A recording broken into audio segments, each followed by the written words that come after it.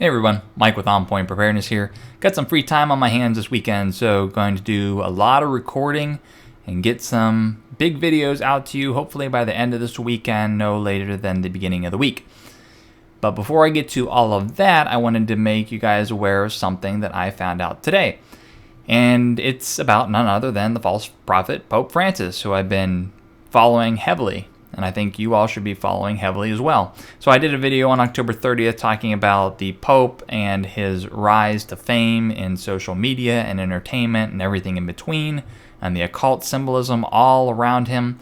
And he just one-upped us. He's playing his game great because he just released a rock album. I'm not kidding. He released a music album, rock album, called Pope Francis Wake Up. Music album with his words and prayers. So they've literally taken his most famous speeches and they've put it to music. I just couldn't pass up on this. I had to download the booklet and look into this a little bit more, and it's pretty interesting with what he has to say in it. So here is the actual album cover booklet. I'll put the link in the YouTube description so you guys can see it. And they have Italian and English transcriptions of his words. But just as he had many controversial things to say while he was in the States, like saying Jesus failed at the cross, when he said, "I come in my name," some of my videos where I've looked at his conclusion of the synod, and he said that Jesus was weak. He says that, what else did he say? He said that there are there's many temptations for those that follow Christ. Very controversial things that he speaks of whenever he's referring to Christ, and he does not disappoint in this album cover. So if we go down to, let's see here, I think it's track 8. Yep, track 8. Look at what he says here. Faith in Jesus Christ is not a joke. It is something very serious. It is a scandal that God came to be one of us. It is a scandal that he died on the cross. It is a scandal, the scandal of the cross, much like the failure of the cross. The cross continues to provoke scandal. Okay, well, people said when he said Jesus failed at the cross, he said it was because it was humanely failing at the cross. He didn't say that Jesus was a failure. I don't know how you can really work your way out of this one, because scandal really does not have any positiveness to it whatsoever. If you just look at it, it's an action or event regarded as morally or legally wrong and causing general public outrage.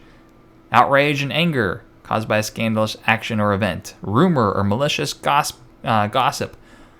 So maybe he's talking about the Pharisees and how they thought it was a scandal, but those days are over, and he's basically reaffirming what they felt, that it's still a scandal. Pretty crazy things. Pretty crazy with this particular sentence here, the scandal of the cross, which is almost identical if you just replace scandal with failure. This is really showing his hand in more ways than one that he is not who he says it is.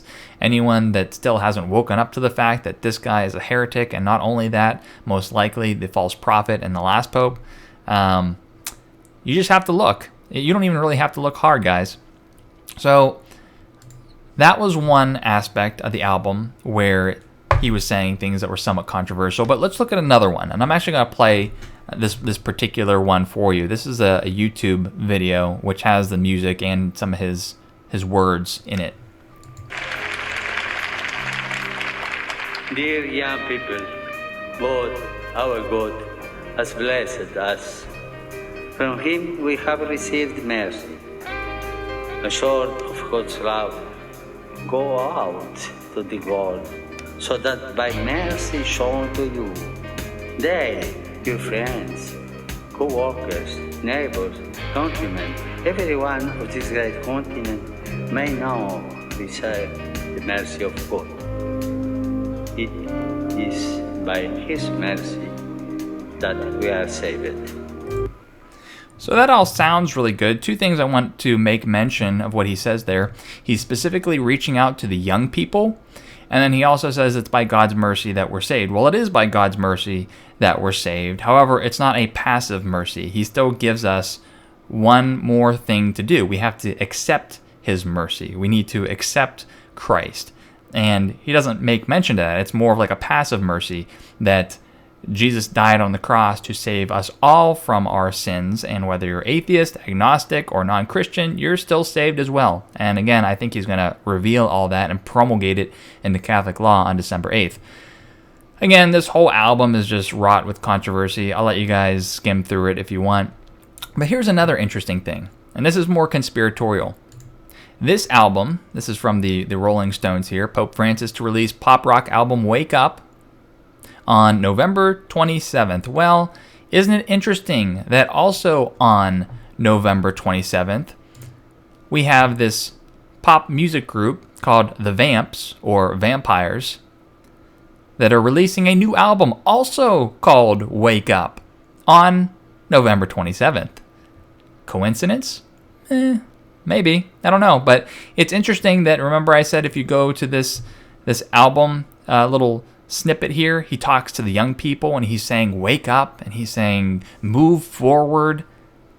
Here in the Vamps, it's talking about waking up, join the revolution. If you actually watch their album cover, it's talking about the dawn of a new day, and everyone in it is the young people. Join the revolution, wake up. This is actually going to be a great segue into my next video, talking about how you may be supporting the New World Order and don't even know it. So, I don't know, guys.